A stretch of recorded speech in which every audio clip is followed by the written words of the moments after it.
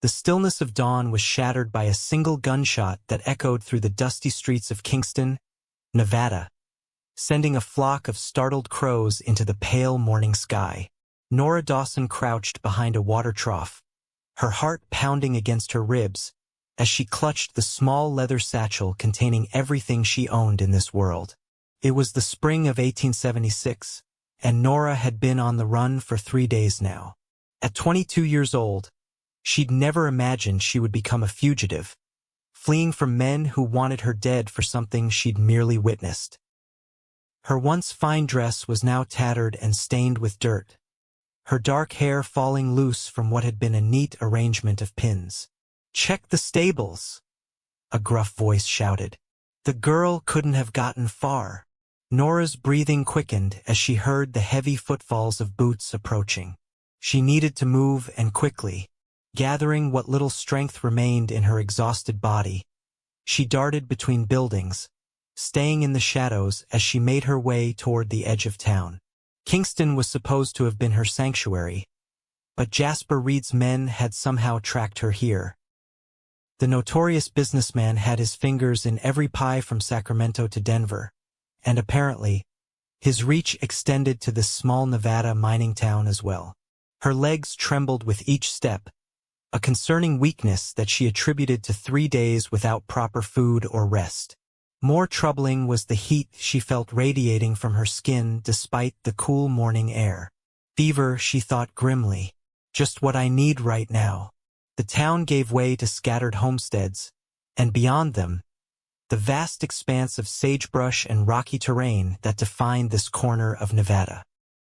Nora had no plan beyond escape, no destination in mind other than away. She'd lost her horse the previous day when she'd been forced to flee from a roadside camp, leaving behind not only her mount but also most of her provisions.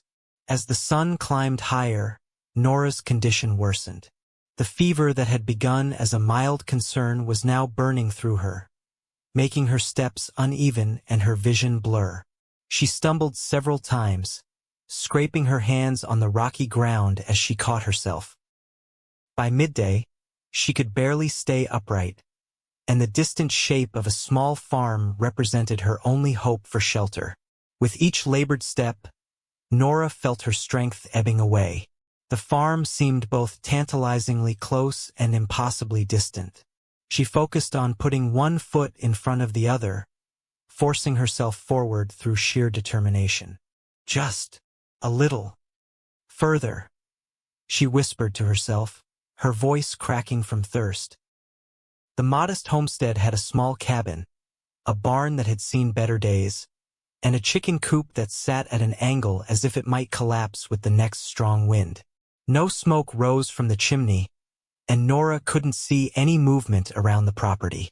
Either the owners were away, or the place had been abandoned. By the time she reached the chicken coop, Nora's legs finally gave out. She crawled the last few feet, pushing aside the loose wooden door and collapsing onto the straw-covered floor within. A few chickens clucked indignantly and shuffled away from the intruder, but Nora barely registered their presence. The fever had taken firm hold now, bringing with it chills that shook her entire body. "Just rest," she murmured, curling into herself on the dirty floor. Just for a moment. Her last coherent thought before consciousness slipped away was that she hoped whoever owned this place wouldn't shoot her for trespassing when they found her. Hours passed, the sun tracking its way across the sky and eventually sinking below the horizon. Darkness fell over the small farm, and with it came the sound of approaching hoofbeats. A tall figure on horseback rode into the yard, dismounting with the easy grace of someone who'd spent most of his life in the saddle. Heath Barrett led his horse to the water trough, giving the animal a gentle pat on its neck before surveying his modest property. He'd been gone for 3 days, driving a small herd of cattle to the next town over for sale. The trip had been successful, and the money from the sale would keep him going for a few months. Not that he needed much. Life alone on this small ranch was simple, if lonely. At 30 years old, Heath had the weathered look of a man who'd spent most of his life outdoors. His dark hair curled slightly beneath his wide-brimmed hat, and a short beard covered his jaw. Years of working cattle and breaking horses had given him a lean, strong physique, and the quiet confidence of a man who knew his own capabilities. After seeing to his horse, Heath headed toward the cabin, his spurs jingling with each step. He was halfway to the door when an unusual sound caught his attention, a weak moan carried on the evening breeze. He paused, his hand instinctively moving to the revolver on his hip as he listened intently. There it was again, a sound of distress that seemed to be coming from the direction of his chicken coop. Changing course, Heath approached cautiously, drawing his gun as he reached for the door of the small structure. "Who's there?" he called out, his deep voice firm. "I'm armed, so you'd best announce yourself." When no response came, he pushed the door open wider, allowing the moonlight to spill inside. What he saw made him immediately holster his weapon. A woman lay curled on her side among the straw, her clothing dirty and torn, her dark hair spread around her like a fan. Even in the dim light, he could see that her face was flushed with fever, her breathing shallow and rapid. "Madam!" Heath knelt beside her, reaching out to touch her forehead. Her skin burned beneath his fingers, and she didn't respond to his touch or voice. "Good Lord, you're burning up." Without hesitation, Heath slid his arms beneath the unconscious woman and lifted her from the chicken coop floor.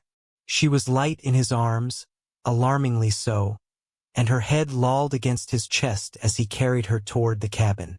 Inside, he gently laid her on his own bed, the only proper place to rest in his small home. The lamplight revealed more details. She was young, probably in her early 20s, with delicate features that might have been beautiful if not contorted in feverish discomfort. Her dress, though filthy and torn, had once been fine, suggesting she was no ordinary drifter. "What happened to you?" Heath murmured as he went to fetch water and clean cloths. He worked methodically, first building up the fire in the stove to warm the cabin, then preparing to tend to the sick woman. He'd dealt with fevers before, both in people and animals, and knew the basics of care. She needed to be cleaned up, cooled down, and given water if possible. With careful movements, Heath used a damp cloth to wipe the dirt from her face and hands. He hesitated when it came to her clothing. It wouldn't be proper to undress her, but she couldn't recover while wearing such filthy garments. After some deliberation, he compromised by removing her boots and outer dress, leaving her in her undergarments and covering her with a clean sheet and blanket. Throughout his ministrations, the woman remained unconscious, occasionally mumbling incoherently or tossing her head from side to side. Heath placed a cool compress on her forehead and managed to get a few spoonfuls of water past her lips. "You're safe now," he told her, even though he doubted she could hear him. "Rest easy, miss. I'll watch over you." As the night deepened, Heath settled into a chair beside the bed, prepared for a long vigil. He'd found no identification among her meager possessions, just a small satchel containing a change of clothing, a hairbrush, a locket with what appeared to be a family portrait inside, and a few dollars. Nothing to explain who she was or how she'd ended up fevered and alone in his chicken coop. One thing was certain: someone or something had driven this woman to desperate measures. The question was, had her troubles followed her to his door? Heath's sleep was light and intermittent that night, his attention focused on the woman whose life now seemed to rest in his hands. By morning, her fever still raged, but she hadn't gotten worse. He considered riding for the doctor in Kingston, but hesitated to leave her alone. Instead, he continued his care, replacing the cool compress on her forehead when it warmed, encouraging her to take sips of water during her brief moments of semi-consciousness. It was during one such moment, as dawn lightened the sky outside, that her eyes fluttered open. They were a striking shade of blue, like the summer sky, and they fixed on Heath with confusion and fear. "Easy now," he said, keeping his voice low and gentle. "You're safe. I found you in my chicken coop yesterday evening, burning up with fever. I brought you inside to tend to you." "Who?" Her voice was barely a whisper, her throat clearly parched despite his efforts to give her water. "Name's Heath Barrett. This is my ranch, about 5 miles outside of Kingston." He held a cup of water to her lips. "Small sips, that's it." She drank obediently, her eyes never leaving his face, wariness evident in every line of her body. "Can you tell me your name?" he asked when she'd finished drinking. She hesitated, and Heath could almost see her weighing her options, deciding whether to trust him. Finally, she spoke, her voice slightly stronger. "Nora Dawson." "Well, Miss Dawson, you've got yourself quite a fever. How long have you been feeling ill?" "A day, maybe 2. She closed her eyes briefly, as if the effort of speaking exhausted her. "I've been running. Had to hide." Heath frowned at this. Running from what? Or who? But Nora had already slipped back into unconsciousness, leaving Heath with more questions than answers. Who was this woman, and what kind of trouble had found its way to his doorstep? For the next 2 days, Heath barely left Nora's side except to tend to his animals and prepare simple meals. Her fever rose and fell, sometimes leaving her lucid enough to take broth and water, other times plunging her into delirium where she called out names he didn't recognize and begged unseen pursuers to leave her alone. On the evening of the 2nd day, when her fever finally broke, Heath felt a wave of relief wash over him. He'd been more worried than he cared to admit, this stranger having somehow become his responsibility in a way that went beyond mere Christian charity. Nora awakened properly for the first time as Heath was stoking the fire. She pushed herself up slightly on her elbows, taking in her surroundings with clear eyes. "Mr. Barrett?" Her voice was weak but steady. Heath turned quickly at the sound, moving to her bedside. "You're awake. How are you feeling?" "Better, I think." She looked down at herself, suddenly realizing she was dressed only in her undergarments beneath the blanket. A flush that had nothing to do with fever colored her cheeks. "My clothes were filthy and wet with sweat," Heath explained, having the decency to look slightly embarrassed himself. "I removed only what was necessary and covered you properly. I assure you, I behaved with honor." Nora nodded, believing him. There was something fundamentally decent about this man's weathered face and direct gaze. "Thank you for taking care of me. I don't know what would have happened if you hadn't found me." "No need for thanks. Anyone would have done the same." Heath poured a cup of water from the pitcher by the bed. "Think you can manage some real food? I've got stew simmering." "Yes, please. I'm actually quite hungry." She accepted the water gratefully, drinking deeply before asking, "How long have I been here?" "This is the 3rd night," Heath replied, moving to the stove to ladle stew into a bowl. "You've been pretty out of it most of that time. Talking some, but not making much sense." Nora's eyes widened with alarm. "What did I say?" Heath returned with the stew, setting it on the small table beside the bed. "Nothing specific. Just seemed like you were afraid of something or someone. Mentioned a man named Jasper once or twice." The bowl nearly slipped from Nora's hands at the mention of that name. Heath steadied it quickly, his eyes meeting hers with concern. "So I'm right. You're in some kind of trouble." Nora looked away, suddenly finding great interest in her stew. "It's better if you don't know. I've imposed on your kindness enough already. Once I've recovered a bit more strength, I'll be on my way." Heath studied her for a long moment, his expression unreadable. "Miss Dawson, I don't make it a habit to pry into others' business. But if there's danger coming to my ranch, I have a right to know." She couldn't argue with that logic. After taking another spoonful of stew to fortify herself, Nora sighed. I was working as a secretary in Sacramento for a man named Jasper Reed. Heath's eyebrows rose. The railroad and mining magnate? The same. He presents himself as a respectable businessman, but his empire is built on corruption, bribery, and worse. Nora's voice grew stronger as she spoke, as if telling her story was giving her renewed purpose.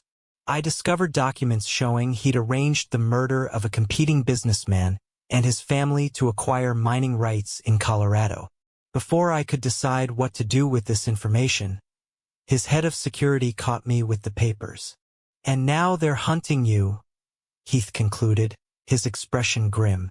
Yes. I managed to escape Sacramento, but they've been close behind me ever since. I thought I'd lost them when I reached Kingston, but they found me again.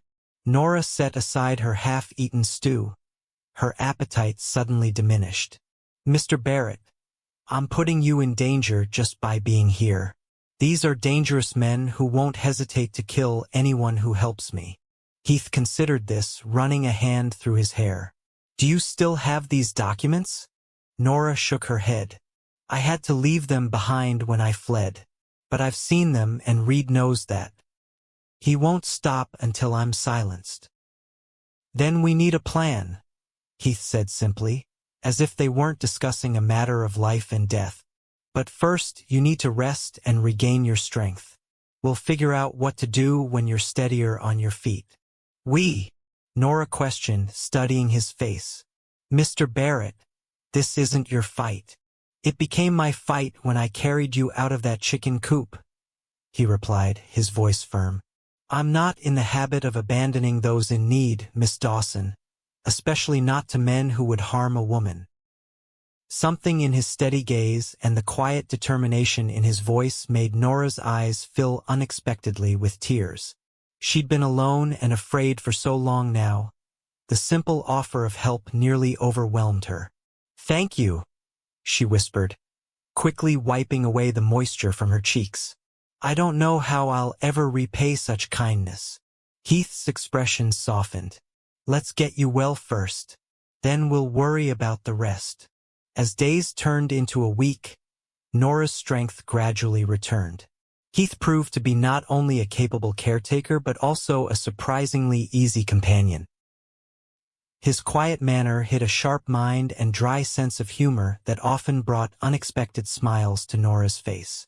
For his part, Heath found himself looking forward to their conversations as he went about his daily chores, returning to the cabin more frequently than strictly necessary to check on his patient. By the end of the week, Nora was able to move around the small cabin, though she tired quickly.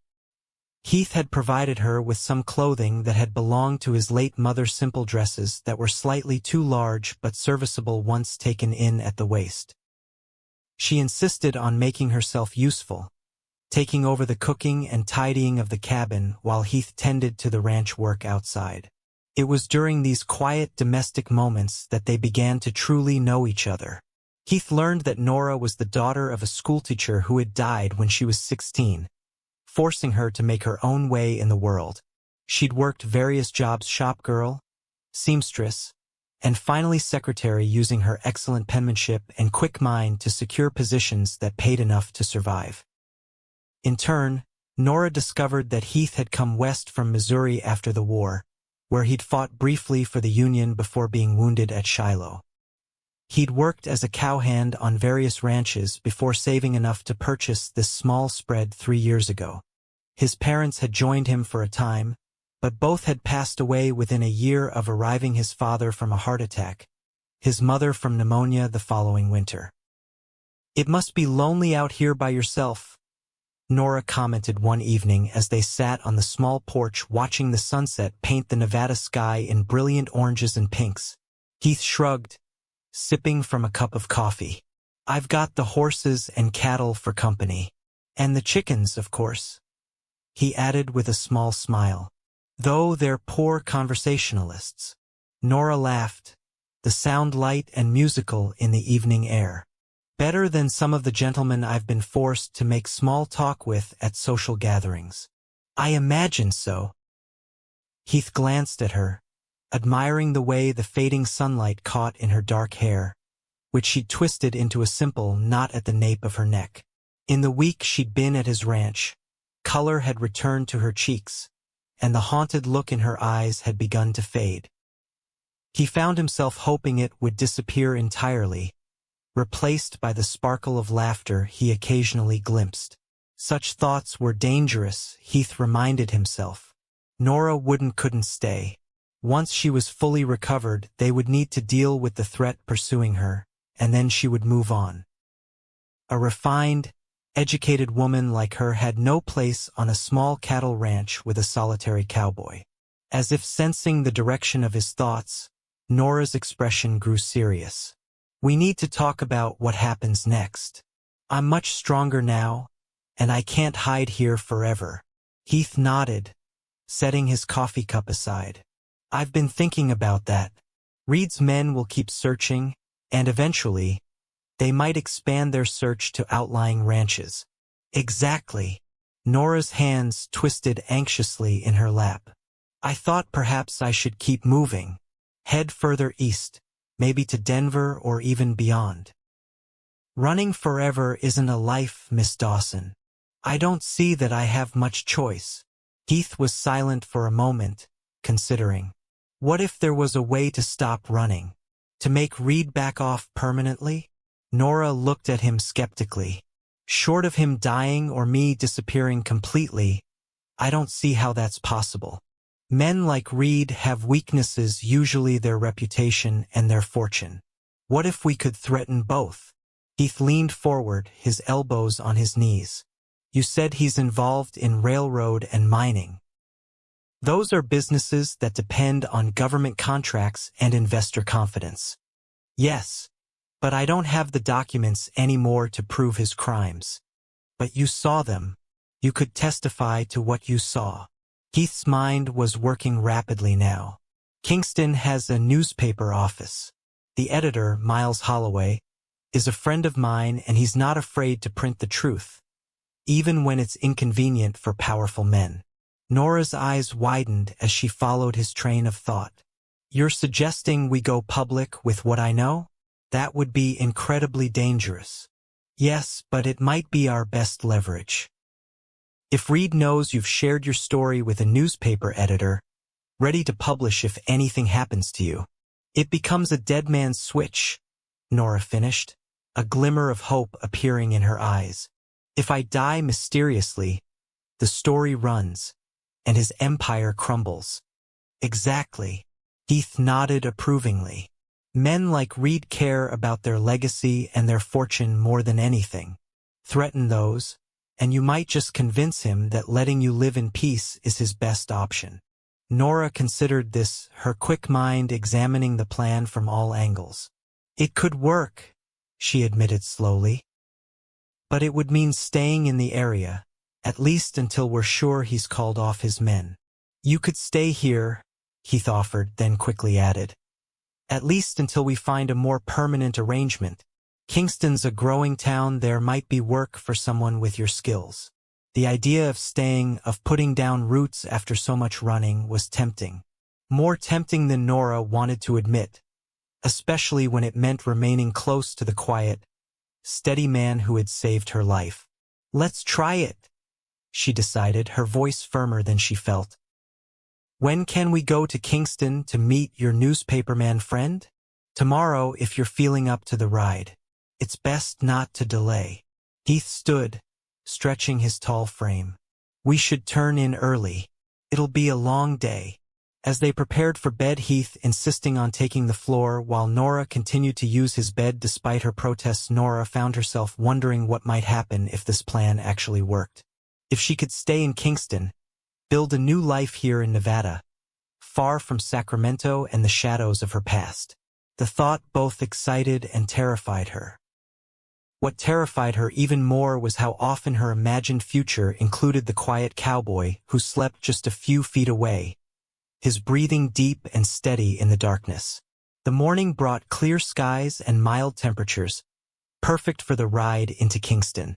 Heath saddled 2 horses, his own sturdy gelding and a gentle mare he kept for occasional guests or pack trips. He helped Nora mount, his hands strong and sure at her waist, lingering perhaps a moment longer than necessary before he stepped back. "The ride's about an hour," he explained as they set off. "We'll take it slow, no need to push yourself." Nora nodded, grateful for his consideration.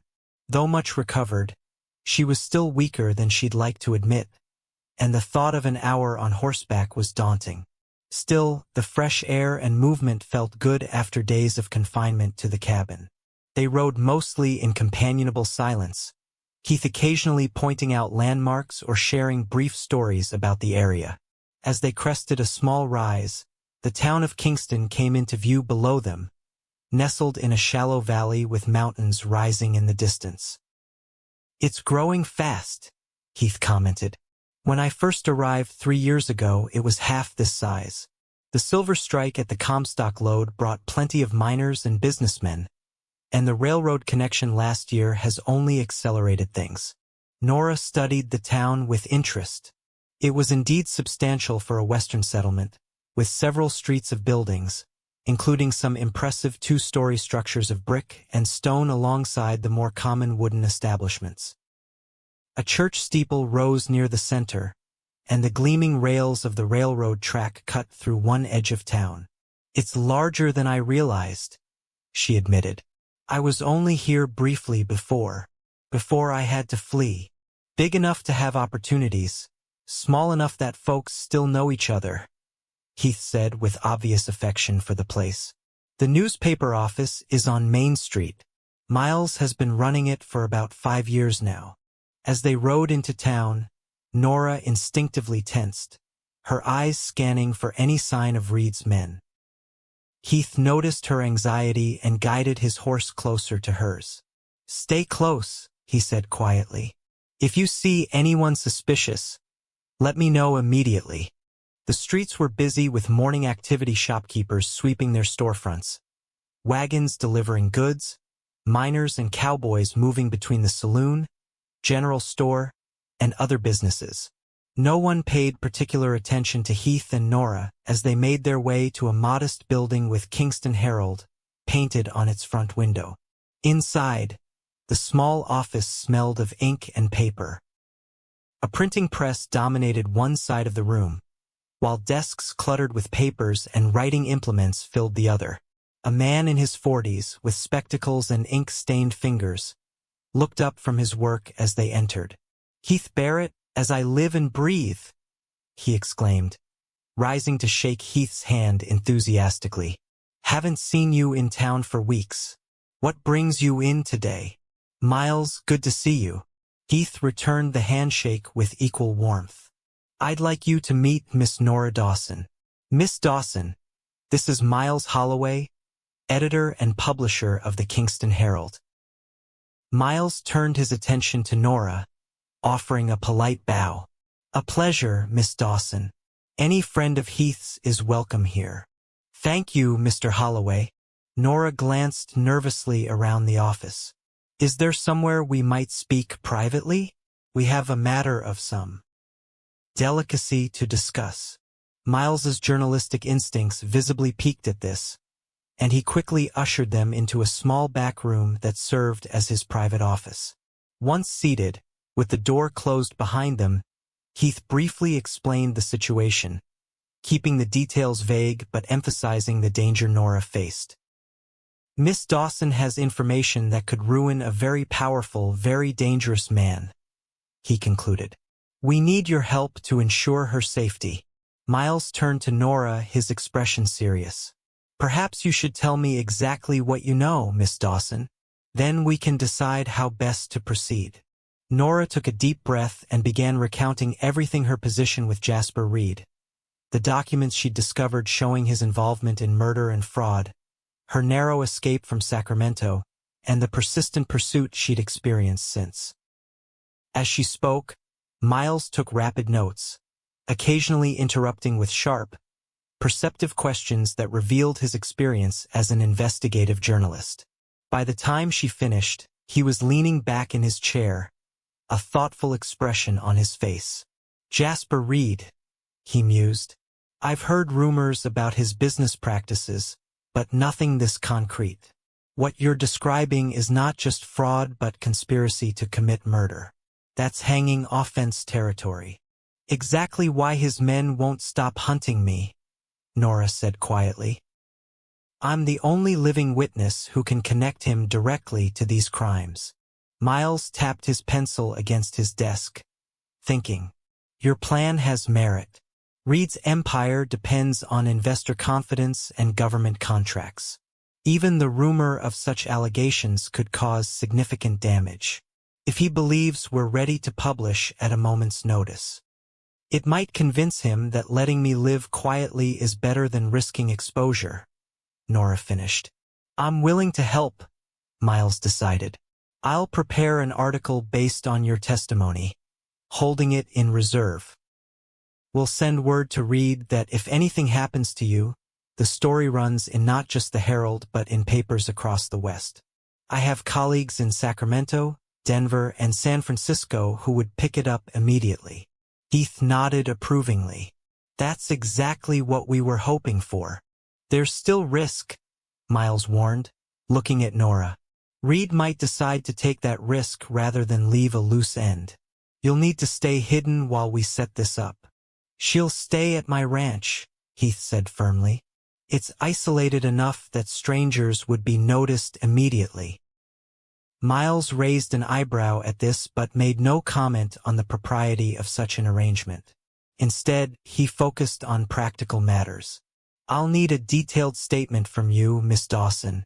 Names, dates, specific details that only someone with inside knowledge would have.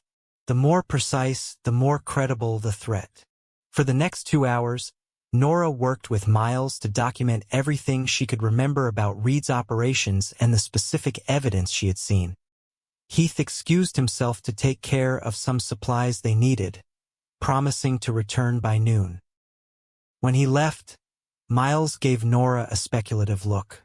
Heath Barrett is a good man, he said conversationally as they continued working. One of the best I know, in fact. Quiet, keeps to himself mostly, but you won't find anyone more honest or reliable in these parts. I've noticed, Nora replied, wondering where this was leading. He's never brought a woman to town before, Miles continued, a small smile playing at the corners of his mouth. Not in all the years I've known him. Nora felt her cheeks warm. Mr. Barrett has been very kind to help me in my time of need. Nothing more. Of course, Miles agreed, though his tone suggested he wasn't entirely convinced. In any case, you're fortunate to have found such a staunch ally. Reed's men won't find it easy to get past Heath Barrett. By the time Heath returned, they had completed Nora's statement and Miles had drafted a threatening letter to be sent to Reed. The editor promised to telegraph colleagues in other cities immediately, setting up their network of protection. Give me 3 days, Miles said as they prepared to leave. By then, Reed will have received our message and had time to consider his options. If he's as shrewd a businessman as his reputation suggests, he'll recognize that pursuing Miss Dawson further is simply bad business. And if he doesn't? Heath asked, voicing the concern that had been nagging at him throughout their meeting. Miles's expression grew grim. Then we publish immediately and let the chips fall where they may. Either way, Miss Dawson won't face this alone. As they rode back toward the ranch, Nora felt both lighter and heavier for having shared her burden. Heavier with the knowledge that the next few days would determine her fate. Heath seemed similarly preoccupied, his usual quiet deepening into something more pensive. Do you think it will work? She finally asked as they passed the halfway point of their journey.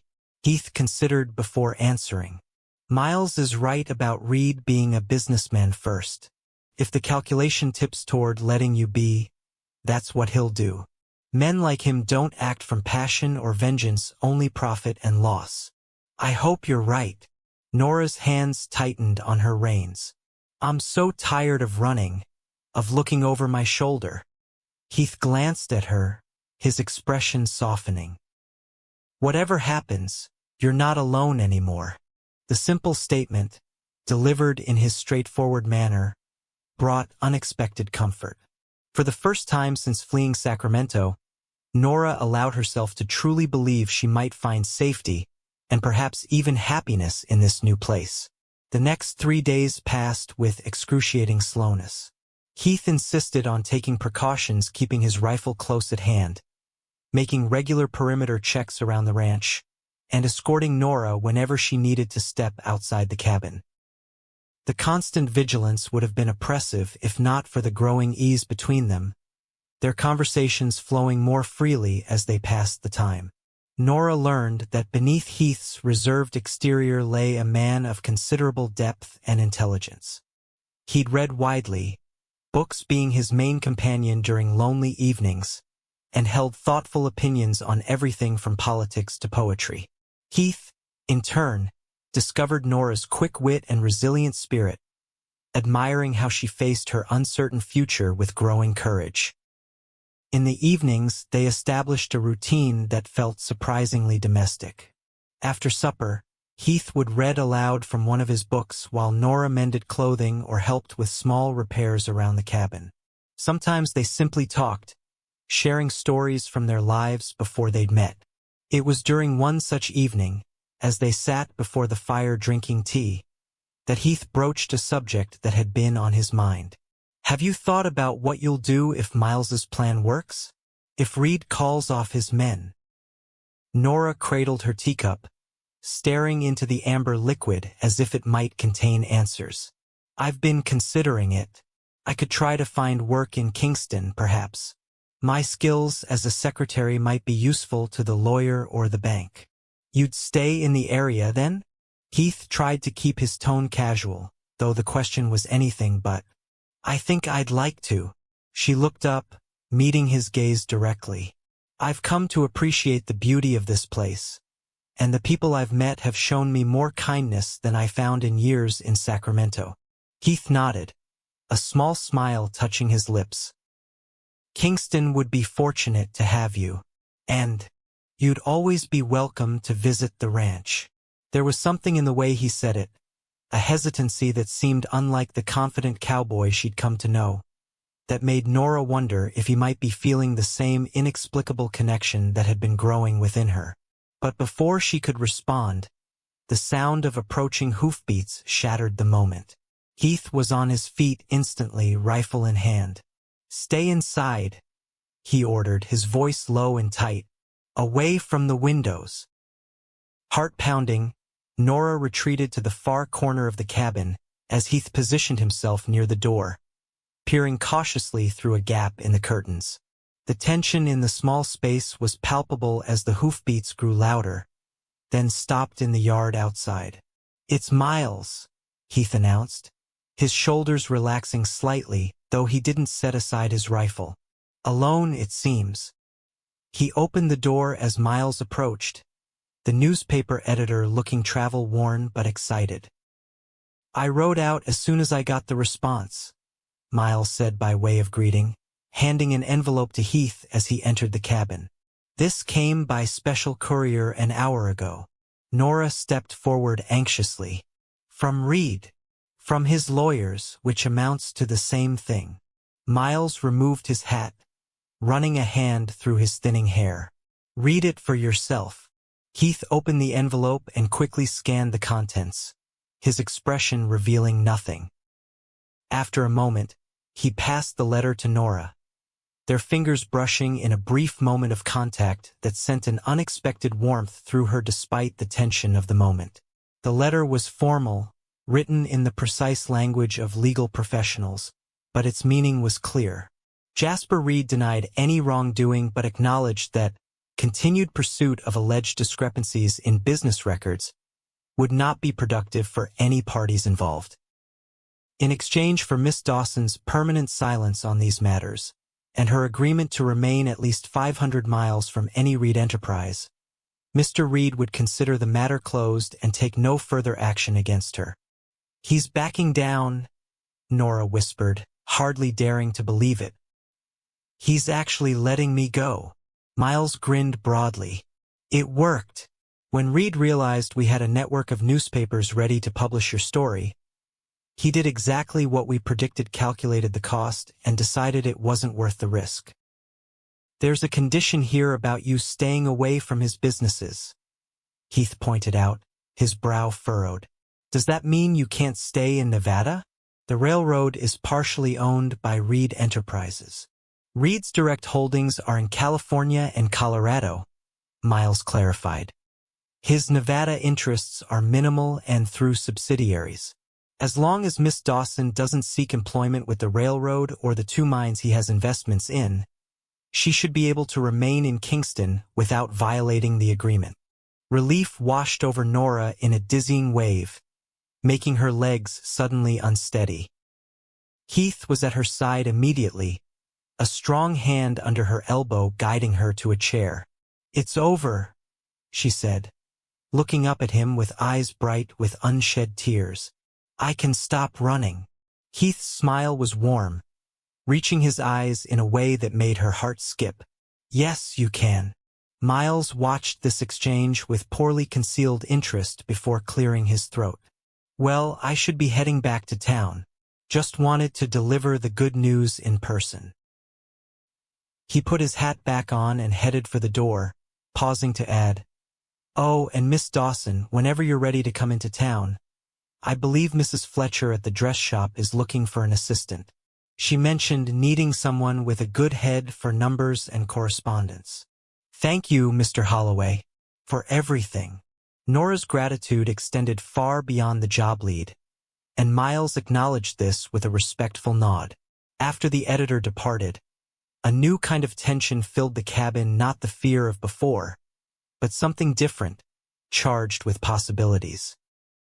Nora and Heath stood facing each other in the lamplight, the reality of their changed circumstances settling around them. "So," Heath said finally, "it seems you're free to build a new life." "Yes." Nora took a small step toward him. "Thanks to you." Heath shook his head modestly. "I just provided shelter. You're the one who had the courage to stand your ground against Reed." "We both know that's not true." Nora's voice was soft but firm. "I was running scared, hiding in a chicken coop, delirious with fever when you found me. You didn't just provide shelter, Heath. You gave me hope when I had none left." The use of his first name, something she'd carefully avoided until now, seemed to shift something between them. Heath's eyes darkened slightly as he looked at her. "Nora," he began, then hesitated, as if uncertain how to continue. "Now that you're not in danger, you should know that my offer stands. You're welcome to stay here until you find your footing in town. No obligations, no expectations." Nora studied his face, reading the conflict there, his desire to keep her close warring with his determination to respect her independence. It was this, perhaps more than anything, that solidified what she'd been feeling these past days. "And if I have expectations of my own?" she asked quietly, holding his gaze. "If I've come to value more than just the safety you've provided?" Heath went very still, hardly daring to believe what she seemed to be suggesting. "What are you saying, Nora?" "I'm saying that while I came to your ranch by chance, I find myself reluctant to leave." She took another step toward him, close enough now that she could see the flecks of gold in his hazel eyes. "These past days, despite the fear and uncertainty, I felt more at home here than I ever did in Sacramento. More myself, and much of that is because of you." Heath's expression softened, hope beginning to replace caution in his eyes. "I've lived alone a long time, never minded the solitude much until recently. Now the thought of this place without you in it seems—" He trailed off, searching for the right word. "Empty," Nora suggested, her heart beating faster. "Exactly." He reached out slowly, giving her plenty of time to step away if she wished, and brushed a strand of hair from her face. "I know it's fast. We barely know each other. But I feel like I've been waiting for you without even realizing it. The simple honesty of his words, free of artifice or practiced charm, moved Nora deeply. In Sacramento, she'd received attention from men with smooth words and calculated compliments. Heath's straightforward declaration felt like a breath of fresh air in comparison. "Perhaps some things don't need a long time to be certain," she said, leaning slightly into his touch. "When it's right, it's right." Heath's hand cupped her cheek gently, his thumb tracing the line of her cheekbone with wonder, as if he couldn't quite believe she was real. "And this? Do you think it could be right?" Instead of answering with words, Nora closed the remaining distance between them, rising on her toes to press her lips to his. The kiss was gentle at first, almost tentative, but deepened as Heath's arms encircled her waist, drawing her closer. When they finally parted, both slightly breathless, Heath rested his forehead against hers. "I'll take that as a yes," he murmured, a smile in his voice. Nora laughed softly, her hands resting against his chest, feeling the strong, steady beat of his heart beneath her fingers. Definitely a yes. The days that followed took on a new rhythm, filled with planning and possibility rather than fear and uncertainty. Nora did indeed secure the position at the dress shop in Kingston, impressing Mrs. Fletcher with her neat handwriting, quick math, and fashion sense. The work was pleasant, allowing her to meet the women of Kingston while earning a modest but respectable income. Rather than taking a room in town, however, Nora continued to stay at Heath's ranch. The impropriety of their arrangement mitigated somewhat by Heath's insistence on sleeping in the barn until, as he put it with endearing formality, matters could be properly arranged. It was clear to both of them where things were heading, but neither felt the need to rush. They were building something precious, something neither had expected to find, and they treated it with the care it deserved. 6 weeks after Miles had delivered the letter from Reed's lawyers, Heath rode into town on a Saturday afternoon, dressed in his best clothes which, while still far from fancy, were clean and well-pressed thanks to Nora's attention. He had a specific errand in mind, one that had his heart pounding harder than it did when breaking wild broncos. Mrs.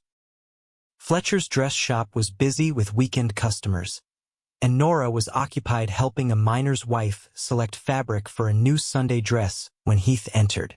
She looked up at the jingle of the bell, her face brightening at the sight of him. "Heath, I wasn't expecting you until closing time." She excused herself from her customer and crossed to meet him. "Is everything all right at the ranch?" "Everything's fine," he assured her, his voice slightly rougher than usual. "I just had some business in town and thought I'd stop by." Mrs. Fletcher, a plump, good-natured woman with sharp eyes that missed nothing, appeared from the back room. "Mr. Barrett," she greeted him with a knowing smile. "How nice to see you again. Nora, why don't you take your break now?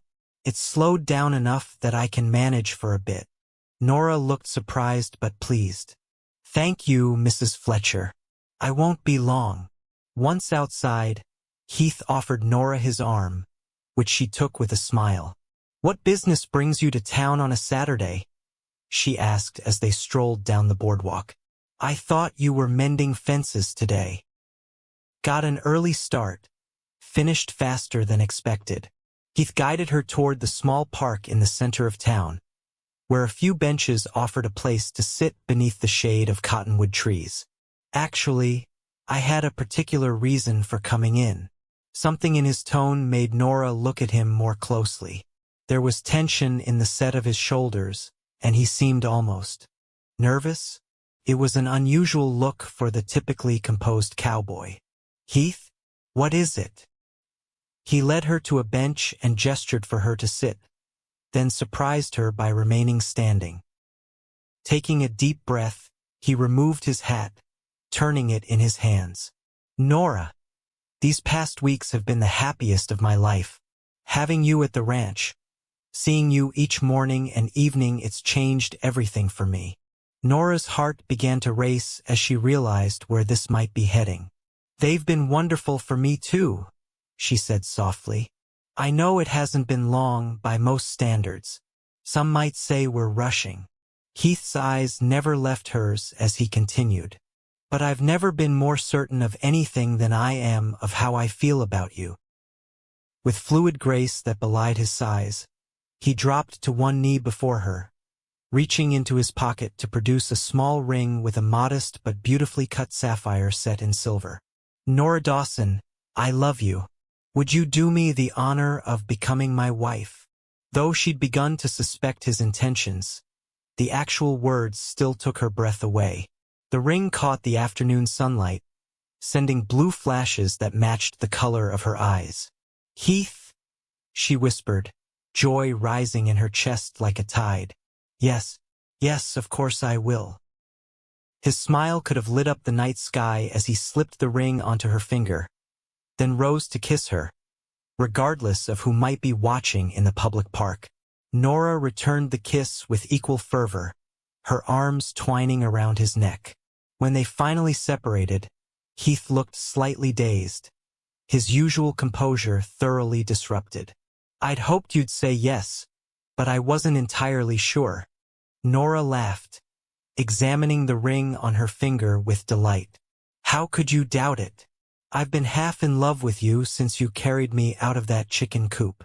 "Only half," he teased, sitting beside her now and taking her hand in his. "Well, I was delirious with fever at the time," she reminded him with a smile. "But I fell the rest of the way during those evenings by the fire, listening to you read and watching how gentle you were with everything from injured birds to nervous horses." Heath raised their joined hands, pressing a kiss to her knuckles just above the ring. "I think I fell for you when you first properly woke up and immediately worried about imposing on my kindness. Most people in your situation would have been thinking only of themselves." They sat together in the park for a while longer, discussing plans for their future. Heath had been saving to expand his ranch, but now those plans would include a larger cabin, one with room for a family someday.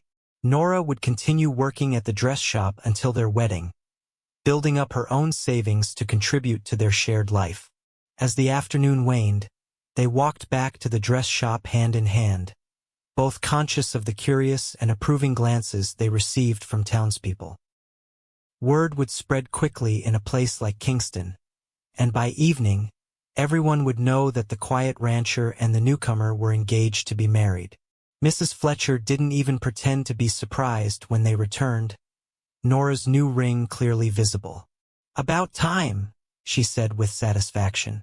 "The two of you have been dancing around each other for weeks. When's the wedding to be?" "We're thinking next month," Heath replied, looking to Nora for confirmation. "No sense in a long engagement at our age." "None at all," Mrs. Fletcher agreed. "And you'll need a proper wedding dress, Nora. I insist on making it myself as my gift to you." Touched by the offer, Nora embraced the older woman. "That's incredibly generous. Thank you." As Heath prepared to leave, promising to return at closing time to escort Nora home, Mrs. Fletcher called after him, "You've chosen well, Mr. Barrett. She's a fine woman." Heath's eyes met Nora's, filled with a warmth that made her cheeks flush. "Yes, madam, the finest I've ever known." The month leading up to the wedding passed in a whirlwind of preparation. The small ranch became a hub of activity as Heath, with the help of friends from town, began work on expanding the cabin. A new bedroom was added, along with improvements to the kitchen and living area. Nora worked with Mrs. Fletcher on her wedding dress, a simple but elegant creation of ivory satin with lace details that would be practical enough to wear again for special occasions. News of their engagement seemed to delight the entire town of Kingston.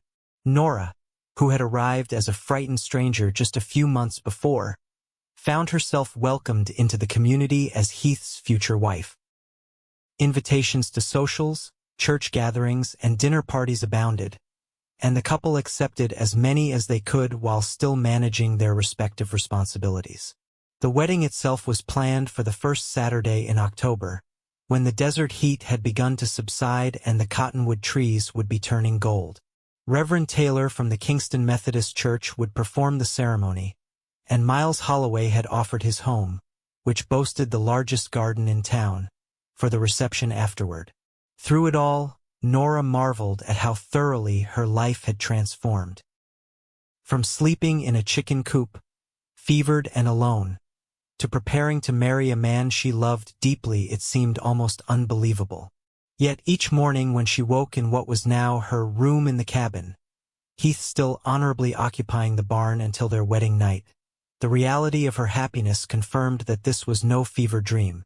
One evening, a week before the wedding, Heath found Nora sitting on the porch steps, gazing at the sunset with a pensive expression.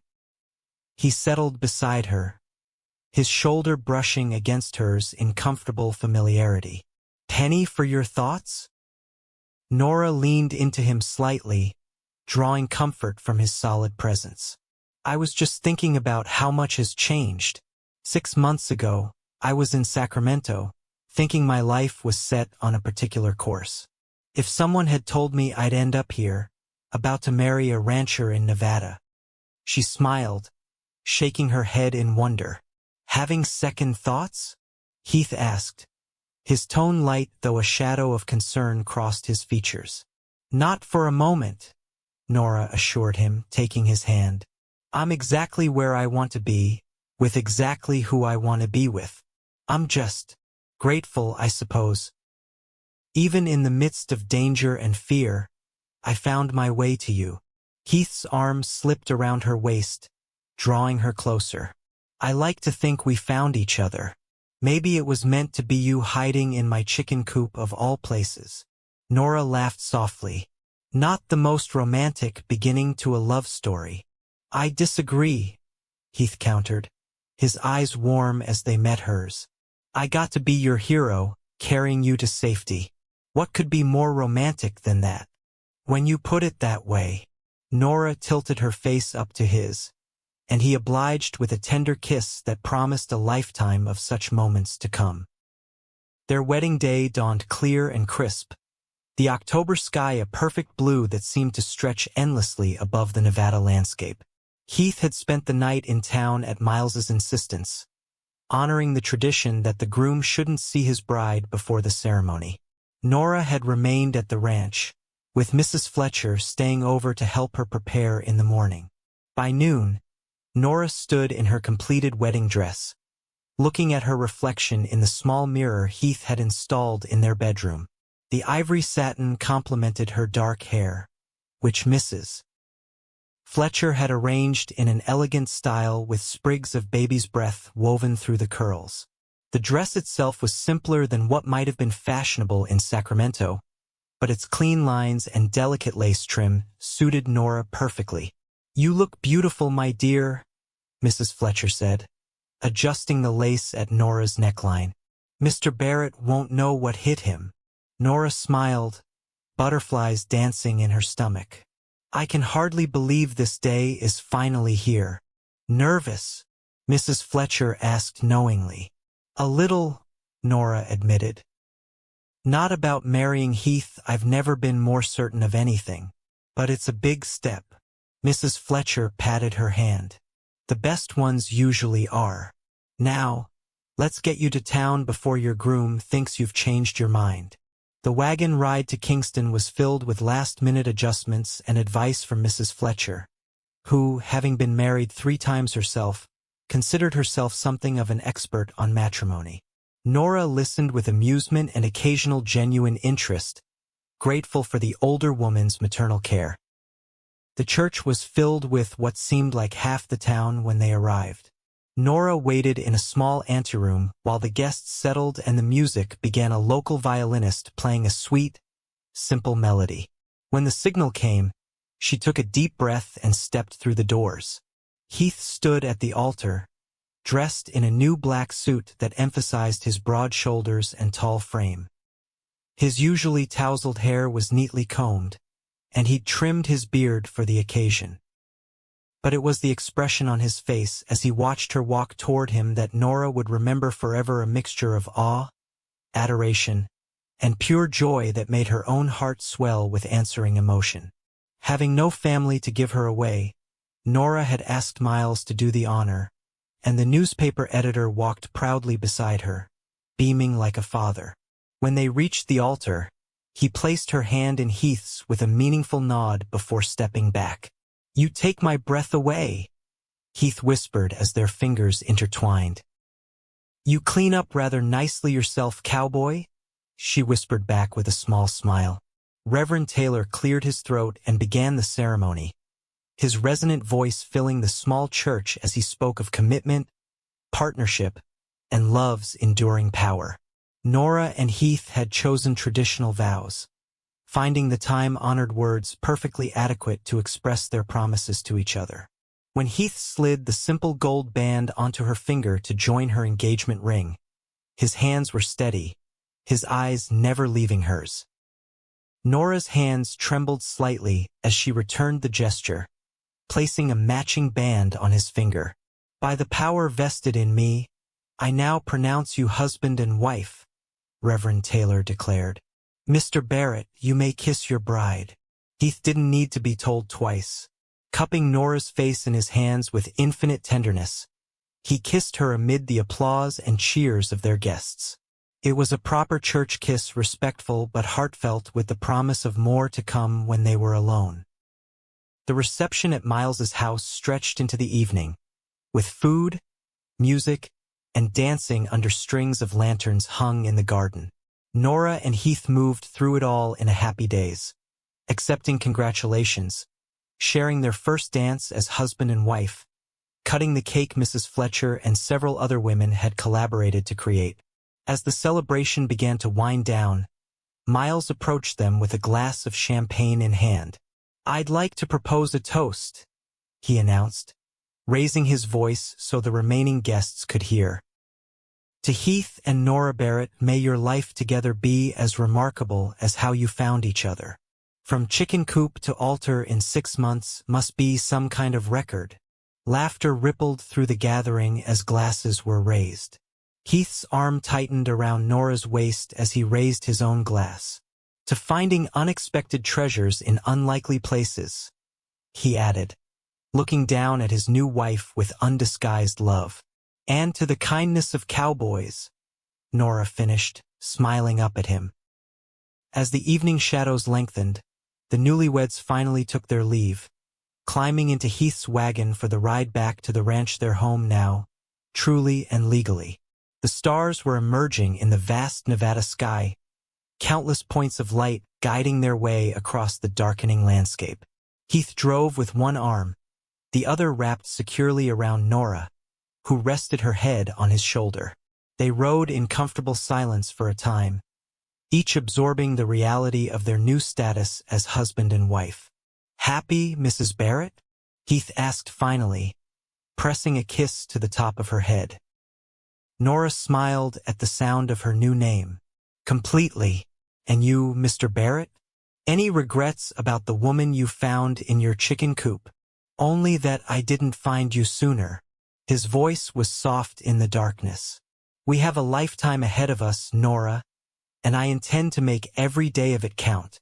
"As do I," she promised, tilting her face up for a kiss that, away from the eyes of their wedding guests, held nothing back. The ranch was dark when they arrived, but Heath had prepared for their return, leaving lanterns ready to be lit. He helped Nora down from the wagon, then surprised her by sweeping her into his arms. "What are you doing?" she laughed, arms automatically going around his neck. "Carrying my bride across the threshold," he explained as if it were the most natural thing in the world. "After all, I carried you into this house once before when you were too weak to walk. Seems fitting to do it again on much happier terms." Nora's heart swelled with love for this man who could be both ruggedly practical and unexpectedly romantic. "I like the symmetry of that."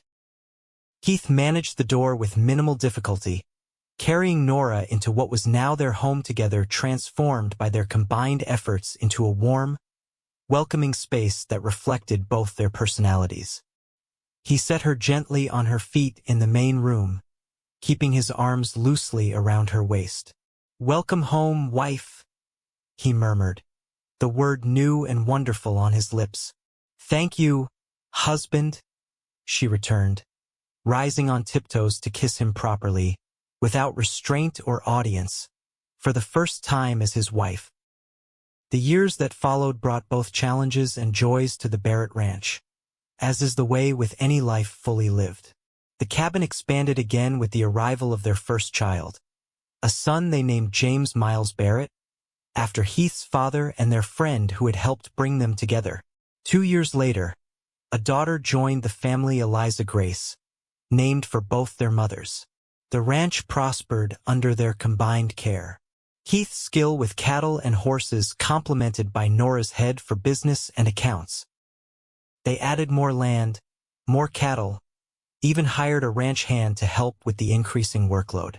Kingston grew alongside them, the railroad bringing more settlers, more opportunities, more connections to the wider world. Jasper Reed faded into memory, his threat neutralized by Miles's clever strategy and the passage of time. Occasionally news would reach them of the businessman's dealings in California and Colorado, but he never again sent men looking for Nora. Whether through calculation or simply forgetting about one secretary among many, he had kept his part of the bargain.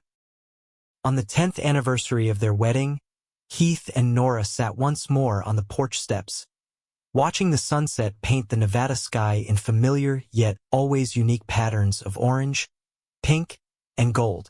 Their children played in the yard, James now a sturdy 9-year-old with his father's steady nature, Eliza an energetic 7-year-old who had inherited her mother's quick mind and determination. "Do you ever think about it?" Heath asked, his arm around Nora's shoulders in a gesture that had become as natural as breathing over the years. "How different our lives might have been if you hadn't needed to hide that night, if you'd found shelter somewhere else." Nora leaned against him, comfortable in the familiar contours of his body beside hers. "Sometimes. But then I look at our children, at everything we've built together, and I can't imagine any other path." "Nor can I." Heath pressed a kiss to her temple, his beard now flecked with a few strands of silver that Nora found distinguished rather than aging. "Though I do sometimes wonder what became of those chickens that had to share their home with you that night." Nora laughed, the sound as musical as it had been when he'd first heard it. "They lived very pampered lives, as I recall, especially after I was well enough to take over their care. I felt I owed them a debt for sharing their accommodations." "True enough." Heath's eyes crinkled with humor. "Though I think I'm the one who truly owes them a debt. Without their hospitality, I might never have found you. Found me, saved me, loved me," Nora enumerated, turning to face him fully. "I'd say that Chicken Coop was the luckiest place I've ever slept, fever and all. And carrying you to a real bed was the best decision I ever made," Heath countered, pulling her closer. Their kiss was interrupted by the children's shouts, as James successfully caught the ball Eliza had thrown a bit too enthusiastically over his head. Heath and Nora broke apart with the easy laugh of partners who knew there would be time for more later, when small ears and eyes were safely asleep.